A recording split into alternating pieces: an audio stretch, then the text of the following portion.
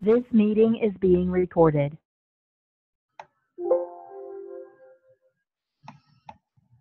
This meeting is being recorded. Yes, it is. Welcome, welcome, welcome. This is Andy McCabe. I am your Restoration Rebel leader. This is the Restoration Rebel Roundtable for the February 12th, 2 days of Valentine's Day. Somebody check me on that one. 2019. I'm coming to you live from the Great America Hotel in Salt Lake City, Utah. Come to find out, this entire hotel was built from the ground up for the 2002 Olympics to host dignitaries and special cool people. And the fact that I have to walk several yards to my bathroom is a definite, I mean, look how far, I mean, you can't even see the bathroom from here. There's a doorway and a hallway. I mean, it's just 700 square feet. It's redonkulous. Wow. Nice place. Nice place. Xactware is putting on a nice shindig here. A lot of, I mean, this is, if you want the who's who of the estimating Xactimate world is here, and it's been really cool to be a part of. But before we get going into any of that, we got to do the do. Here we go. Rebel commitments. In order to maintain clarity of purpose, we ask that every member of the Rebel community make the following commitments. Number one, I will protect the value of my services. I will never provide free services, as this would only serve to erode the value of similar services industry-wide. Number two, I will practice incredible transparency. Somebody mute yourselves. Mute yourselves. I will explain our processes and details to my client. I will never hide details or manipulate reports. I will never communicate with a third party without also communicating with my client. Number three, I do not believe in competition. This one, I cannot believe this is still coming up. And what we're seeing now is this really getting in the way of innovation in our industry, in my opinion. Restoration professionals in my market are part of my community. I will be an active member of that community. It is our unbreakable unity that will create the change that we strive for. Number four, I am willing to walk away from any project, any client, any contract that is not compatible with my values and stated mission. Good business does not require us to give up money, sleep, or our humanity. And that is why we are all here. That is why we are all here. Every single one of us sees a part of ourselves in those commitments. Maybe we don't agree with all of them. But the fact is, we have come together over the last 2 years. Is it 3 years now? I'm losing track. Because we have seen a part of ourselves in this movement, and we decided to put ourselves in it and put ourselves out there and take part in it. The key is taking part. You don't get anything out unless you put something in. Yeah, if you're a casual observer, yeah, you can observe all you want and learn something, but the real magic is in the connection. So I invite everyone out there listening. We're gonna stop calling them lurkers. They're not lurkers. They're just shy. I invite every shy person out there that has been around, come in, contribute, be a part, make that connection, and then see where this thing can go. See where it can go. Okay, so I am, like I said earlier before we started recording, at the Elevate Conference in Salt Lake City the next couple days. A lot of cool AI-based automated stuff happening. I decided today that I'm going to buy both the Omni aerial drone scoping package and the imaging scoping package for my practice at my business, and then test them both out and see which one's better. I had the opportunity to spend some time with the folks over at Matterport. Those guys continue to do really cool stuff, even cool stuff that they're letting the cool people into. There's some beta program stuff that I have access to that not everyone has access to, but hopefully that'll be out of beta soon. You guys have seen what I'm doing with the Matterport stuff, right? Not only am I able to take the Matterport scan and underlay it in Xactimate and trace over the top, that's old school now. They're sending sketch files so I can import directly into my Xactimate, so I don't have to trace anything, and it's true to life measurements based on 3D scans. It's a game changer. So I'm excited about that. What else are you guys curious about that I may have heard in the hallways of this conference that maybe I can shed some light on for you? I personally am interested in the automated drone photography that they're doing right now, and I know that's like the next thing right now going on with Omni. So that's really what I'm curious about. How is that progressing? So, is that it's nailed down now? It looks like it's ready for prime time. It's ready enough for prime time that I'm going to download the app as soon as I get a new iPad, because it's an iOS thing. They have a Droid-based solution, but they say the guys, I got it straight from the guys on the floor here. They said, yeah, we do have a Droid-based solution, but you're better off with iOS. I said, fine, fair enough. I'll go buy a cheap little iPad. What about laptop-based?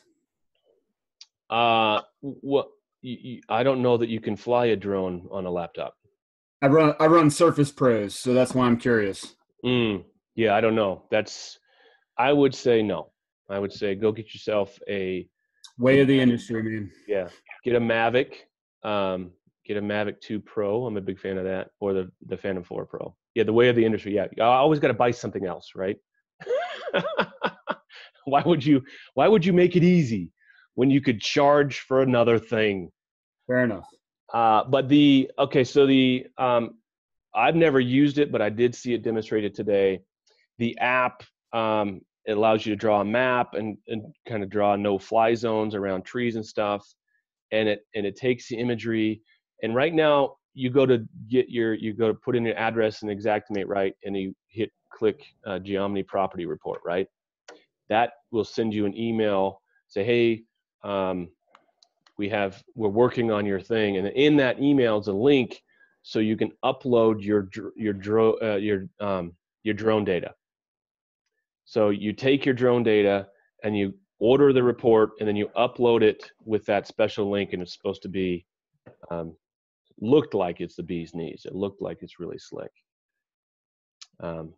because the Omni property report's nice because it sketches everything for you, but it doesn't pick up the damage. It doesn't have true to life, actual real time. Here's the hail hits, or here's the tree on the house, or here's the missing shingles. That a drone, doing 4K video at 60 frames per second is going to catch that level of detail. I'm trying to get Eric Fennell in the room, but he's just chilling out there. Hey, Andy. Yeah. At breakfast, what was that thing you were telling me about? Quality assurance or quality assessment or QA assist? QA assist. That's another thing that I'm not sure next year is out, like promoting that prime time. Okay. So that's next year, not Xactware. It's not Xactware. It's next year. It's called QA Assist, and it's an estimate scrubbing tool. So you run your Xactimate estimates through the QA Assist program, and they filter it for underscoping, overscoping, and you can put in rules for different programs. Okay. So it's fully customizable. And if you say, hey, QA Assist, every room that I clean the floors, I also want to clean the walls. And you have an estimator puts his estimate through, but he forgot to clean the walls. QA Assist is going to say, hey, by the way, you said this rule applies, so we're going to apply this rule in all these rooms that rule applies to. So it's good. Yeah, go ahead.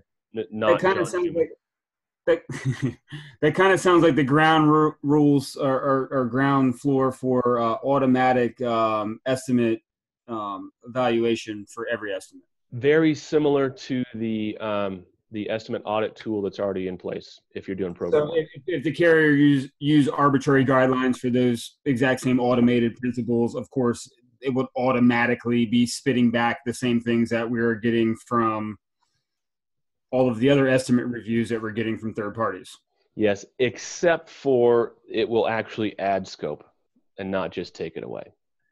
You'll also be able to get the information. Rewrite our scope automatically then. It will. It will add. Hey, you forgot your ridge cap. I'm looking at the negative side of this. Of course. They this is obviously parameter set, so they can set their own parameters for how they're going to evaluate it automatically. So if they automatically say we're not going to pay for drip edge, then automatically you're going to get kicked back. There's no need to go to a review. It's going to get kicked back through an automated process, and they don't even have to waste their money, which is kind of losing our leverage point. No, the QA assist comes from the contractor, though. So the contractor sets the rules for their own company. These are the set of rules. It allows you to standardize your estimates so they look the same, they feel the same, they read the same, down to F9 notes and formatting and everything else. So it's more of a quality assurance tool for the contractor. And yeah, the carriers can use it too and apply their own rules, and they're already doing that through the programs. And mainly this is for non-program stuff. This is going to be outside the program rules, because you're exactly right, Trey. They are already doing something like that on the program side and butchering people for no good reason. But it could also be used for quality assurance when you're training one of your own estimators. Yes. Yeah, when they're doing stuff, make sure they haven't missed common things that you would have. Exactly. Yeah, because that report comes back to you, and you see these are all the things. These are all the points you missed. Along the same lines, Actionable Insights has a tool to do very similar things. I invite you to check that out, because that is open to general public use, and we will have a race to see who is better. And that brings me to the competition thing. There are some in both camps. I'm not going to speak for the Actual Insights guys, but there are some just software in general. Let's take Imging, right, which is a Loveland Enterprises, Imging, drone-based stuff, Omni. They are so at odds. I mean, it is that rivalry could not be fiercer. That fierceness, that aggression, that friction only hurts the entire industry, in my opinion. Why not just, there's room in our market for both, maybe 4 or 5 different providers of a technology that does this thing. Why do this? Why make it hard for the other person? There's a great book, and I probably brought it up in a previous roundtable, The End of Competitive Advantage. And the premise is there is no such thing as a sustainable competitive advantage. It's all about execution on a business model. Competition is the competition of the future, and really I would argue competition now is based on business model and how well you execute on your chosen business model. It's not about technology. It's not about insider knowledge or patents or IP. It's about execution at a high level on the business model that you choose to execute on. And at that point, may the best man truly win, because you're better. You're better. It's not that you have this technology you're hiding from the world, right, under a rock, or no, we don't want everybody in, and here, sign my NDA before I can talk to you about it. No, man, open it up. I don't know, how many of you here know that every single patent that Tesla had for the electric car is public? Who knew that? Trey did, because he's smart. Yep. John Schumann knew that. Why did he do that? Why did Elon Musk put his patents in the public domain? Because he had the faith. Well, 2 prongs. One, he wants other people to do this technology. He wants other people to execute on his technology to bring electric cars to the world. Second level, he knows he can execute better than anyone else. So he's going to do that. It's the cookies and the recipe argument, my friend. You can give somebody a cookie all day long, but if they don't have the recipe, they don't know how to bake, they're not going to be able to do the same thing. It's okay to share your Give cookies them the with recipe. I can't bake for shit. I could have a recipe. You give me all the ingredients, I'll still mess it up. Exactly right. Exactly right. Lindsay Milan, long time no see. Oh, wait, she disappeared. Oh, there she is again. All right. Eric, are you in the car again? You're not muted, but I can't hear you. Oh, he is in the car. How did I know? I called it. How are things in northern LA, my friend? Yeah, I'm in the car. Quite peachy. We're getting rain like crazy. Like this is gonna be the third large rainstorm in a row, which is not Southern California. And it's not good for, unless you really enjoy mudslides, it's not a good thing. So yep, yeah. Right after fires, no vegetation on the hillsides anymore, and then all this water. Yeah, that's a recipe for disaster. That's going to be a mess. All right, I just saw David Schlosser come up, and it reminds me, he asked me earlier this week, so let's do a follow-up. It was 2 weeks ago. We started an ad campaign. Let me tell you the results on my end. Very little. I've only been charged $1.75. If you all remember, I put a bid or $100 a week, right? $100 a week. So that tells me that ad is not showing because Facebook charged me $1.75. That ad is not getting out there. So I did something wrong, probably in the heat of the moment when I was setting it up, and it's just not showing. Because if it's showing, if they're getting eyeballs, they're going to charge me. They're going to charge me right up to that $100 limit that I set. So Eric, have you heard anything on your end?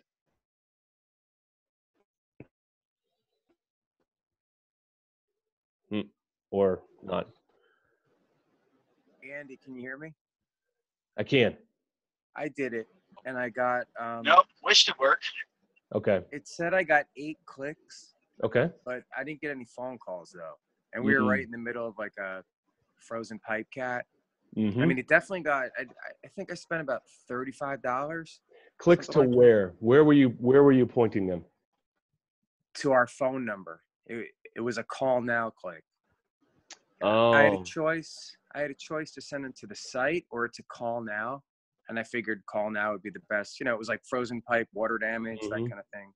And but you know, we didn't get any calls. I was tracking it like crazy. I had everybody on it, and just didn't really do anything. 8 clicks for, but you don't. Do you record your incoming calls? No, I don't. You don't have a way of tracking. So I mean, is it possible that people called and you missed a call? It's possible, but I don't think it's likely. Okay. But for $35, you learned something, right? And now you go back and I'm going to go back. Obviously, that didn't work. Let's revamp. Sure. The barrier to entry is so low. You get to play with it, and that's the beauty of the platform. You get to play with it. I was just hoping to wow you with my prowess. Me and you both, my man. Didn't quite work that way. So what else is going on out there in the amazing world? Anything that I need to know of? Eric, I'm going to go ahead and mute you because I'm getting some road noise. Oh, he just dropped off the face of the earth. Oh, there he is. All right, there we go. Bodie Wallace, how are you, man? We got any first timers here? Lori, are you the first? This is the first show you've been on? No, I've been on before. Okay. Yeah, she's been here a few times. All right. Anthony Ezel, is this your first time on? Or Ezel, if I'm saying it wrong, excuse me. And I don't know about Rick S. I don't know if Rick S is first time. There's no faces. That. Oh, I got to go back over here to panelists because there's only 1, 2, 3. There's only 12 here, but there's 22. Okay, so there's 22 people in here. A lot of folks are not on video. All right, got it. Jason Barraca. I got a couple things to say if I can have a minute for Mike. I may have a sketch. I may have a sketchy signal. So can everybody hear me? Am I clear at the moment? I hear you. Your face has some fuzz on it, like around here and here. Yeah, that's probably about to go away pretty soon. I am not feeling manly with this little bit of scruff here. I wanted to talk real quick about 2 things. One of them being where John and I were at. Well, you were there, but you just were not at this particular part of the event at Elevate. There's a group called the PIRC. I want to thank Ben Justinson for inviting myself and John Grubb. John drove down and I flew in. The PIRC it's not an organization. It is really just a forum. It's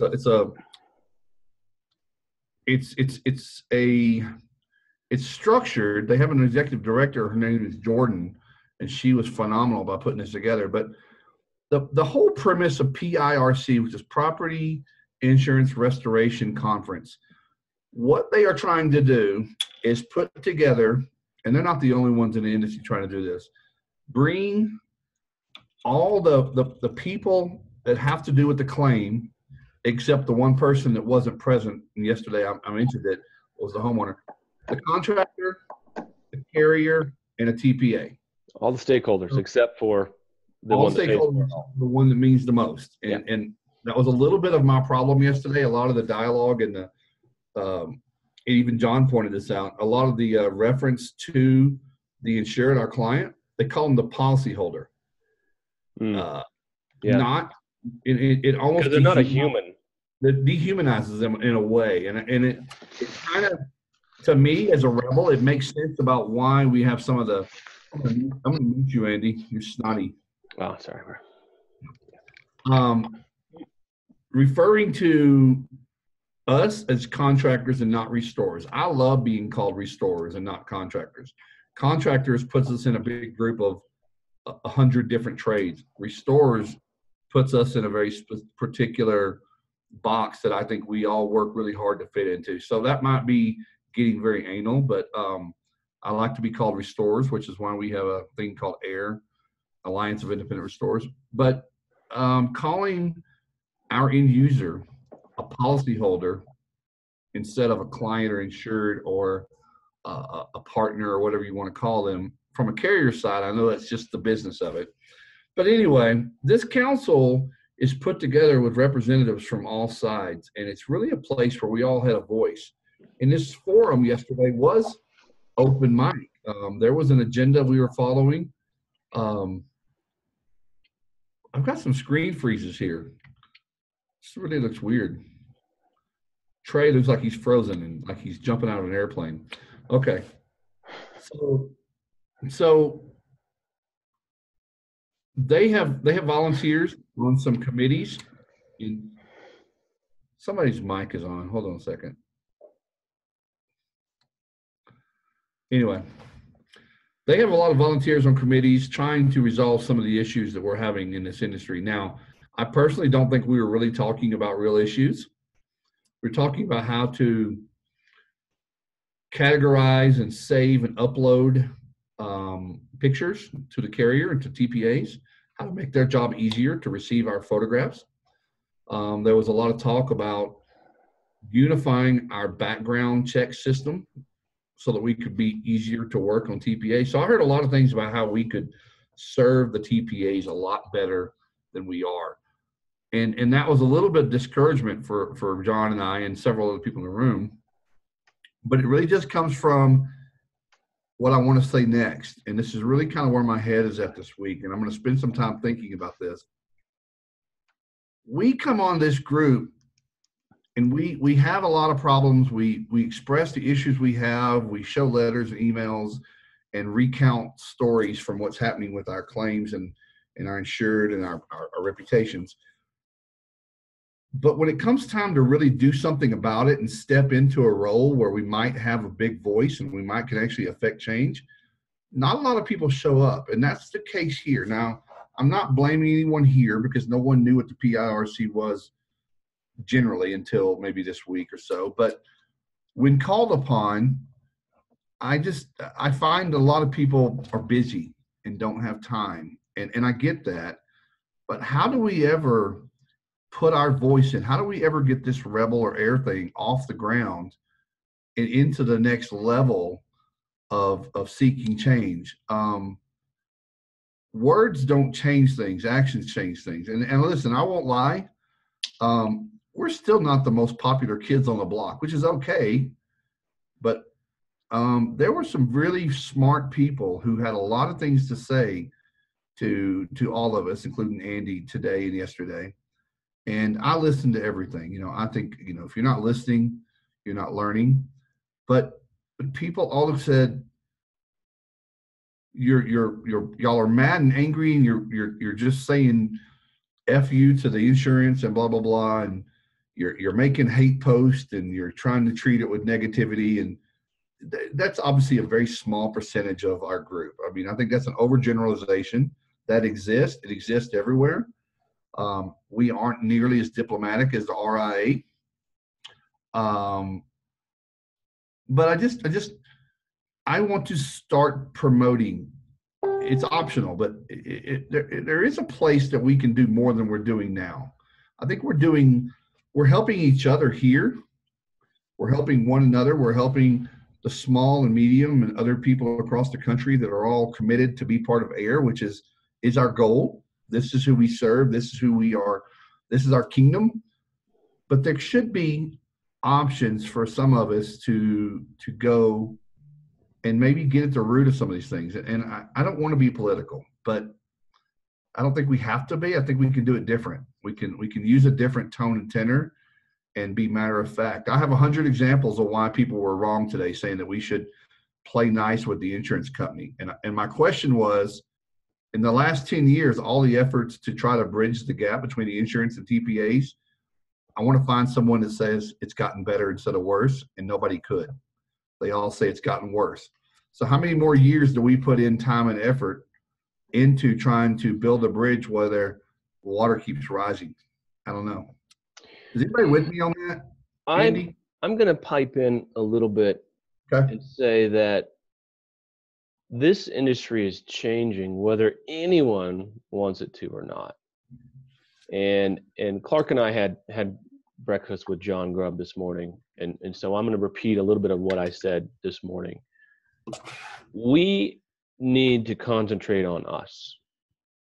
We need to become better at what we do. We need to be better executors at our craft. In our group, we need to focus on our group. We need to focus on what's it going to take to be a better restorer, and that's where we're focusing a lot of our efforts right now. And I believe that what we're getting blamed for, an old timer from the industry took me aside today, just now, 30 minutes ago, maybe 40 minutes ago now, and said, you're going about, I like what you're doing, but you're doing it wrong. Yeah, they don't like the aggression that has happened in the past, but it's been so long ago since we were just like, F you. That's all they remember. Once we begin to concentrate on us and really raise us up, we're going to be better when the industry changes, not if it changes. It's going to change. And I invite everyone to be a part of the PIRC. Everyone should be a part of the RIA. Take part, but like I said earlier, take part. Don't just show up and be silent. Make your voice heard, make your influence heard.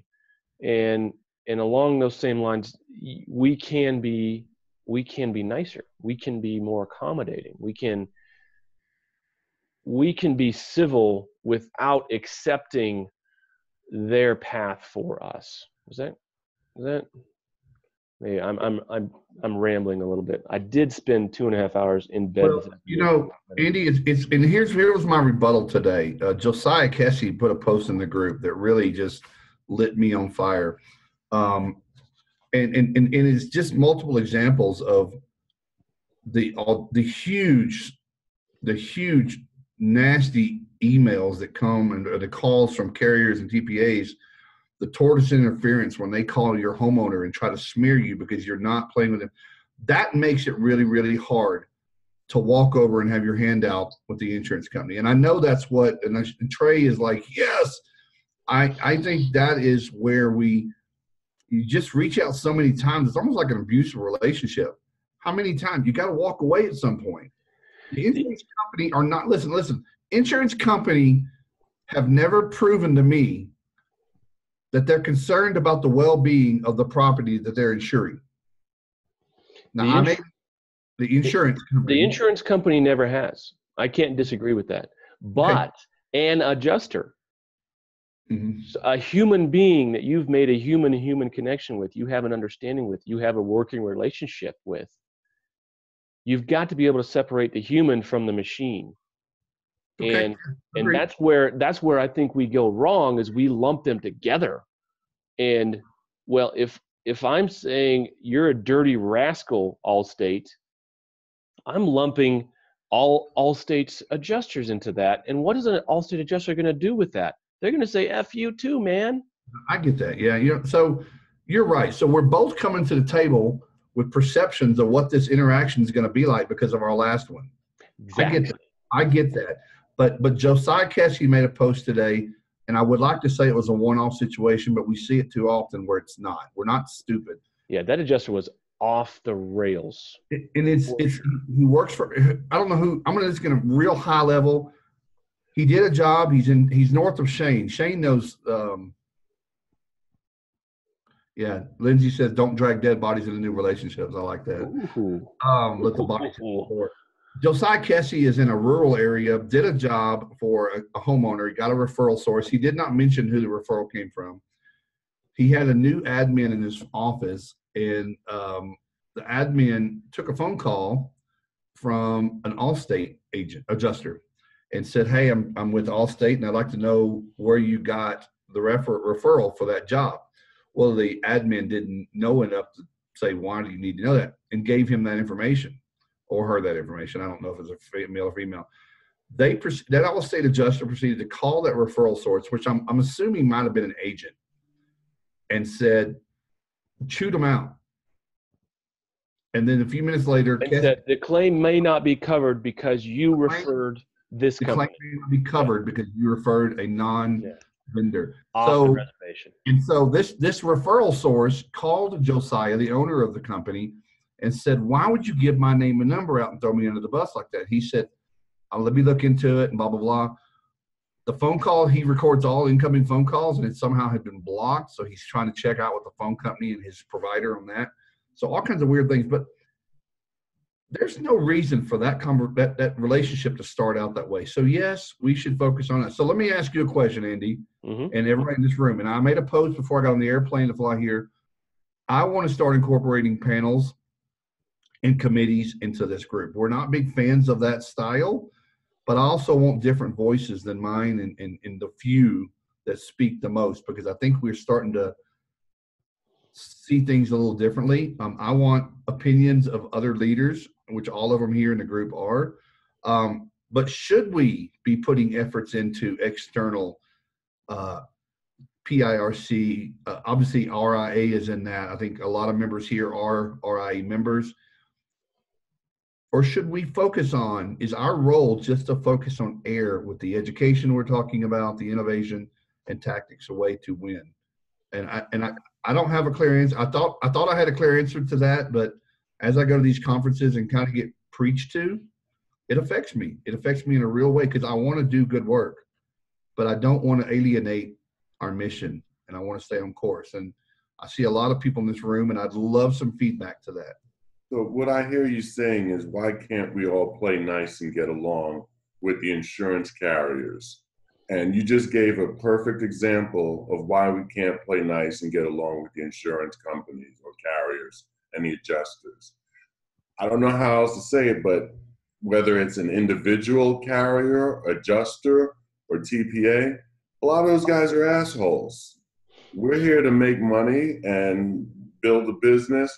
And from my perspective, they look for every opportunity to beat us up on price, to underpay us, to get involved with our clients and tell them that they shouldn't pay. They're not going to pay.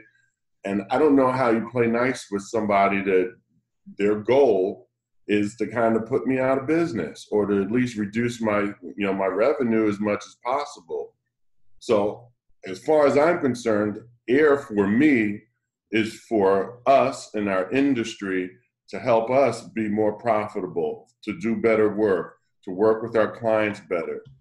I really don't care about how the adjusters feel or how the insurance companies feel. And I get the adjusters are human beings, and sure, we have great relationships with some of them, But at the end of the day, the adjusters are going to follow the policies and directives that their companies give them.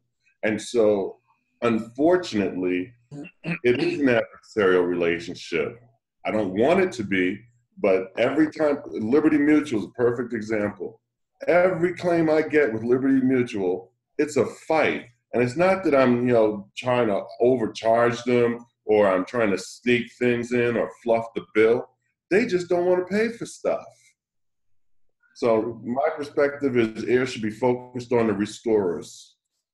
Okay. I feel like. Thank you, Morris. Clark, I feel the same way Morris does. Allstate is probably the best example of how not to run a insurance company. They are the worst at trying to make sure that they make the maximum profit and that we make nothing. I do a fair amount of work with Allstate, and it's it doesn't make any difference what the source of the lead is. We run into the same thing all the time. And the comment that was made about the individual not being able to use the referral the referral source getting chewed out because they didn't use a program vendor. I run into that all the time with them. Yeah. Honestly, what the Rebels and A.I.R have done. Now, I choose not to take the aggressive, nasty side of things, but what I have learned through the Rebels in how to deal with these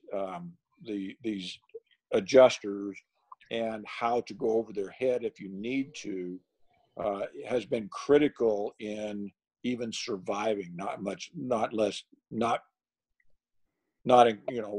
Without this, there's no way we'd still even be in business because we're getting a crap beat out of us on every step. So although I agree that we need to participate in some of these other venues, we really desperately need to stay on track with where we're going. Well, let me ask you, Mike and Morris, and anyone else before. I want to keep this dialogue going, but it was mentioned to me today that maybe we find a delegate in this group to go to those sessions, and it not be some of those that are trying so hard and make the most videos or something. And it maybe it's a person that's qualified to do so and speak and to take notes or whatever. But I'd like for Shane O'Dazier. O'Dazier, I think he's got the voice for it. Look at it. He has. I can't. He's also got a face for it because he was throwing some really good looks. You can't have me, he says. No, you don't want me, right? So like you go this way, and then every time I turn. But look, I think that's great though. That's what America's about, right? So like it's kind of like the Democratic or the Republican Party. You've still got your party line, but you've always got like that dude that like.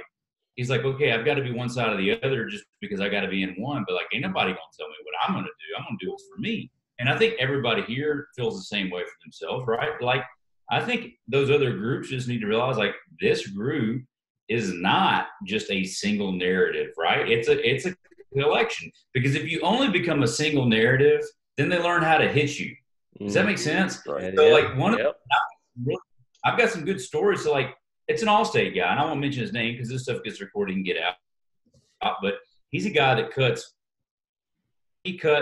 invoices, and I got to where I struck a deal with him, and I struck a deal with him like you guys would be fired up, but I can't say it because like there's whatever. So, but the point is this: if you deal with anybody on a regular basis, you got to learn how to work with them. I'll tell you guys this: I have had an adjuster deny a claim because he saw my truck in the driveway, did not know anything about it, didn't even have a cause of loss. Is that wrong? Yes, but he did. Okay. And I'm just telling you why I altered the way I did, because like my reputation and my persona, whatever, it was starting to impact my customers' outcome. So like if they chose me, there would be ramifications. And I was like, I can't do that. Like that's not fair to them. Right. And so long story short, I don't know how and why, but we just kept dealing with this guy. I can tell you, he's a farm bureau, right? And they have a lot of share here. And that carrier here gives this particular set of adjusters a lot of leeway, okay? So it can be good or bad. Well, this guy is bad. But I think we did 7 claims together eventually over the course of a couple of years. But the last one we did, I hadn't seen him in so long. He's like, "Hey, Shane." I'm like, "Hey, what's up, buddy?" And you know, he's an Alabama guy, so I was like, "Roll Tide," whatever. And so, I mean, and so, but here's the point: after all of that, and I wasn't out in the field for a long time, right? Company grew, and that shrunk it back down. We did a lot of changing, but this last invoice we turned into him. This is a guy that used to send us to Code Blue, anybody he could, and give us 30 cents on the dollar or deny the claim. Like 30 cents is a benefit, right? And unless you're going to screw a customer. On this one, it was a $4,200 clean water loss. And we submitted it, and you know what he said? "I'm not paying for the emergency service call hours during business." I was like, "You got a deal, buddy." And what's that mean? Like, it took a while, but like, 150 maybe we're learning. I don't know. But like, if you're going to see him, you got to learn how to hit him. It's like baseball. Like, you can't run away from him. You got to learn how to hit him. Dude's got a good fastball. Learn how to hit that fastball. And that's the reason why I don't think this group. Because no one here is going to quit the game, right? Yeah.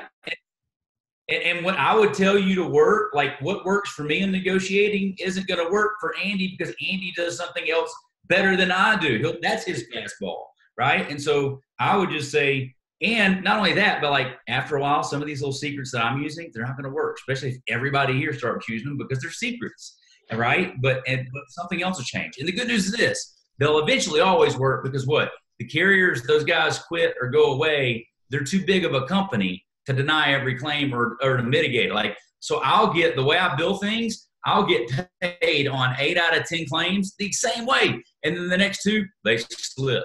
And instead of like making a big fuss, "What do you mean they slipped?" I'm like, "All right, cool, whatever. Let's just do this." And I'm looking forward to the next 8 out of 10 that slip again, because they're going to, because that dude won't get the next claim.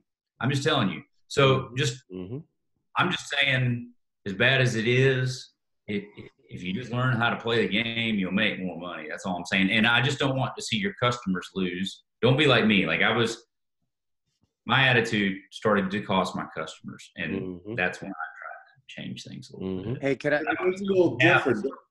That's an interpersonal relationship thing, and we all have to adjust how we deal with people on a one-on-one basis. What I think we started talking about was organization to organization, or industry to industry, right? And from a one-on-one perspective, you always do what's in the best interest of your client.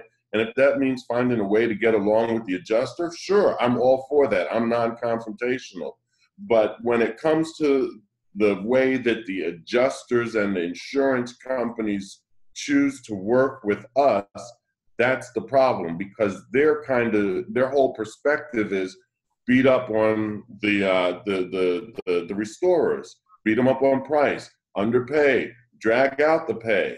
So I agree with you, one-on-one, you do what you have to. But if we're talking about our organization here and how we participate and interact with these other organizations, yes, we should have a presence and know what's happening, and perhaps let our voice be heard in some way, form, or fashion. But I'm under no illusion that the insurance companies are going to wake up one morning and say, "You know what? We should really treat those guys fairly, because they're providing a service to our insured policyholders," or whatever you want to call them. And they're really not bad guys. They're just trying to make a living like everybody else. They're not going to wake up and do that. And so from an industry to, well, not even industry to industry, but organization to organization level, I think we need to acknowledge that and then choose how we interact with them based on that acknowledgement. And for us as an organization, we should focus on the members and the restorers, and figure out how to make us better restorers, how to make us better interact with the agents, with the adjusters, how to learn the tricks to how you get paid faster, how you get things. That's off of this program, though. Like, you can't teach that in these 3 platforms, because, dude, there's moles in here. Yeah. Maybe not in.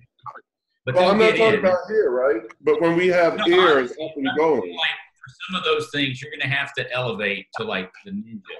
Yep. You know, to where we can shut the doors and talk in there, right? Yeah. Or you guys. That's why the Same. next level of this is not going to be a Facebook group. It's going to be a closed off this platform. 100%. The foundation is not going to be here. And Clark asked a really good question. Well, David Slosh has been trying to get a word in edgewise here for a couple minutes. Go ahead, David. I have so much to say. I forgot where I was going to start. Right? First of all, if an adjuster said he was going to deny the claim, I'd call the banking and insurance department right in front of the customer, right in front of the adjuster, right off the bat.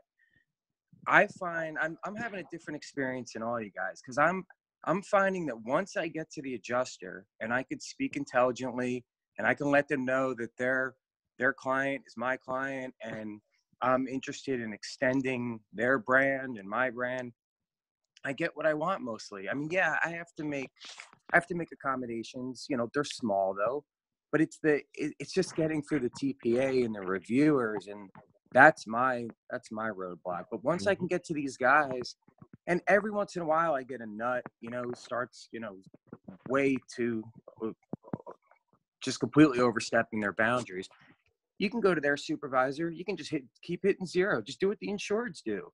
Just keep hitting zero. Just keep finding somebody. You'll find somebody, and then eventually, the higher you get, the more intelligent they are in most cases. And you just talk to them, tell them what you got to do. Once I get to them, I'm good. It's just all these morons in between. That's all right. Yeah, Bodie, I think Bodie raised his hand now. Go ahead. Bodie Wallace raising a hand. I like polite people. Let me unmute you. Hold on. Here we go. There you go. You're live. Bodie, I hear muffling. I hear you. Yeah, it's really quiet though. You're way off, Bodie. Working on it. How about now? Why don't you try to engage that flux capacitor? Oh man, it's the muffler bearing. Put some blinker fluid on it. Hey, you know, so I really don't even. I feel like I don't even really belong here because I am like green as the grass, and I get you guys have been in this business and you do all this major work, and I haven't done that yet.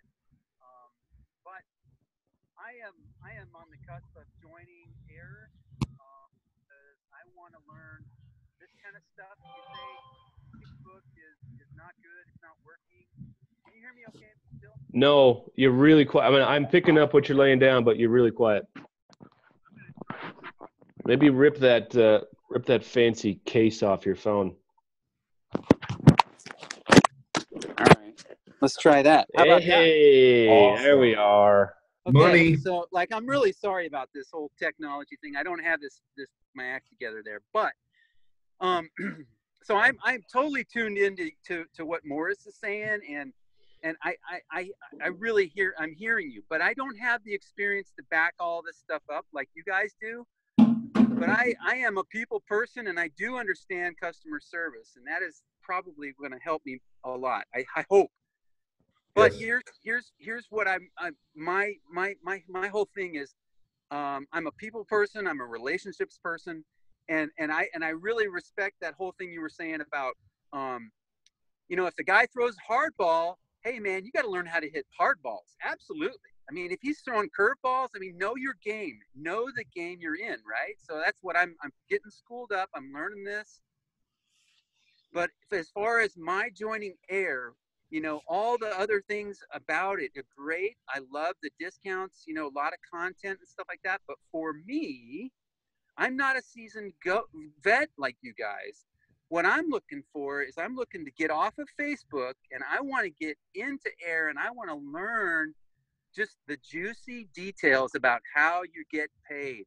And absolutely. I was telling another guy in another industry tonight at this basketball game that I'm in about Z-Lean, okay? Now, I don't know this thing at all, and I'm making a recommendation, or I'm telling him about this thing. I don't even know if it works. But this guy doesn't even work in restoration. He does service business, doing resets on stores and stuff like that. So I hope that it works, but there's a lot of little things that I need to learn. And so I'm not going to take any more time to talk, because I don't feel like I've earned that right to be able to speak. But I'm looking forward. I want to go to Denver and see you guys out there if I can afford it. And I've got a lot more work to do to get schooled up. I've talked to Clark. I'm trying to hug on to Clark like Velcro because I don't really know anybody. I need some mentors. Anyway, that's what I'm going to say. I appreciate you guys. Thank you very much. Yeah, man. You don't need to be experienced because you got us. You get to leverage. You get to leverage us. I'm sorry, Clark, interrupted you. Well, and I'll say this: we learn a lot from people who don't have a lot of experience in this industry, Bodie. Bodie, I've met with you personally, and I like your background. Have you joined the mentorship program, Bodie? Can you still hear me? No, I have not joined it. I take that back. I did join. I got a deadbeat mentor. I don't know. I don't know who the guy is, but all due respect to him. I would like to chime in on the mentorship program. Okay, is Mike Davis still here?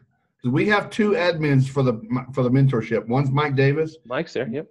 I've been pretty outspoken as someone who's been looking for a mentor. I think I've been pretty outspoken about it, but I've yet to have a single reciprocal conversation about it. Okay. Hey, Trey, you want to be my mentor? Man, I like buddy. I need I'm a right mentor here, right now, throwing it down. Bring it, man. You and me. I need a mentor, my friend. I need a mentor. Multiple layers, baby. Multiple layers. Here's what I'm gonna do. Russell Brand just came out with a new book on that same subject. One last thing. Go, Bodie. One last thing. What they say in fire and EMS is this. They go, when you see one, then you do one, then you teach one. That's how you know it. Anyway, got it. I'm out. Thanks, Bodie. Bodie, for the fire service, I like the saying that you save the ones you can. And that's this group. Listen, okay, I want to address two things. We're out of time. I've got to order dinner. And Lori's raising her hand. Lori, we'll let Lori speak. Lindsay said documentation. That's something we need to focus on in air. Like, as soon as the frozen pipe stuff is done, me and Chris Laney and Lindsay, why don't you join us? We were going to do a Zoom call recorded to talk about, even at a minimum, what you should have for your documentation. I've seen some submittals for invoice with no pictures and no notes. You're not going to get paid on that. It's just it is. I want to talk about this. Trey, I hear you. I will talk to Mike and Jason. It's a very important part of our group is that mentorship. And then I want to touch on one more thing because I'm going to go after this. A lot of questions about the summit, and I want to and A.I.R. So summit, I'm in Denver right now. I go to put the money down on the facility. We basically have it. I just have to sign the contract. It's in Boulder, April 11th and 12th. The theme of the conference is going to be business. If we're going to be attracting business owners, we don't need to talk about drying. I understand that some owners do their business. We've got to stop talking about what floor scraper to use. We've got to start talking about how to grow our business, get our business valuation up, how to scale, how to hire millennials. That was a part of the topic yesterday. People don't know how to hire millennials because they don't understand them. If that's who we're going to have, that's who we got to meet them where they are, or else we can't just say you come here and get in a crawl space, and I know you don't want to. So the summit's going to be great. There's going to be some benefits for A.I.R members, so it's going to encourage people to join. Tickets will be cheaper for A.I.R members as opposed to others. Trying to finalize some speakers right now that are going to blow your mind, and some of them I know, and they aren't going to be the same ones we've seen for years after year, and they're not necessarily even in this group. They're going to bring some perspective that's not diluted with some of the history we have, and I think you're going to love it. But Boulder's going to be nice. We promise to get the link out late this week. I'm reluctant to release it without having a contract signed with the facility, and I think that's pretty responsible. Yeah, we're going to do that. I'll have that done Thursday morning or tomorrow night. And then otherwise, A.I.R, I get in trouble when I talk about this, but we're supposed to get a test drive this week of the members only side. and start putting out to those that have joined the links so you can start beta testing. I want to promise everyone, and I'm not a software guy, but any launch like this, there are going to be things that break, and we're going to need Trey and Mike and Andy to break it to tell us what works. Yep. So we're going to have to, the developer only developed it without knowing how you're going to use it. We've got to go out and figure out how you're going to use it, whether you're going to be in the field, on the toilet, in a loud noise, whatever. Thanks for that visual. Like, someone told me that's where most of our readership happens. That's so funny. All right, Miss Wonder, you get the last word. You've waited so patiently. I hope you can remember what you wanted to say. I do. I just wanted to say to Bodie, because he said he hasn't been in this for very long and he has a ton to learn. I've been in this industry for 20 years, and listen, I still have a ton to learn. That's why I joined this group, because I have a ton to learn. I learn a lot by coming here. I'm here every day, multiple times a day. I read the posts. Every once in a while I comment. I joined A.I.R today, just so everybody knows. I did post on that. I saw that come through. I saw it. I got the email. But I do have a lot to learn. I think everybody does. And I've been doing this for 20 years. So I just want him to feel not so alone, because people who are seasoned or whatever, we still have a lot to learn. Every single day you learn something new. So I just want to throw that out there. Amen. Good That's for you, all. Lori. Thank you. Hey guys, one more thought before go ahead, we Mike. bail out. Just so you, and Trey, I apologize for not having reached out to you sooner. One of the things I've been really trying to be very careful about is understanding what the mentors bring to the table before I start pairing up the mentees. And so it's a little longer process than some people are expecting, I think. But I'm trying to do what, from my perspective, what I can do to pair up the best available with the biggest need. So Trey, again, I apologize that we haven't gotten out to you yet, but we certainly will. Really respect that. Thank you, Mike. I appreciate that, man. And look, if that's where it's at, then I'll wait. Yep. Just wanted to let the team know. All right, April 11th and 12th, Boulder, Colorado. Looking forward to it. Looking forward to get the site up and live. Looking forward to coming back into the group in a major way from my hiatus. I missed me. I don't know about you all. I missed me. It's good to be. So. I get it. Interesting. I have taken an interesting pivot in my career, in my life, and I'm hoping to share the learning lessons that I'm learning along the way with you all as we go. So bless up, get back in the group, love on each other, help each other out, reach down, pick somebody up, and we will see you. Let's go for next week. I think we can do 2 weeks in a row. Let's go for next week. I'll be in Orlando. All right. See y'all.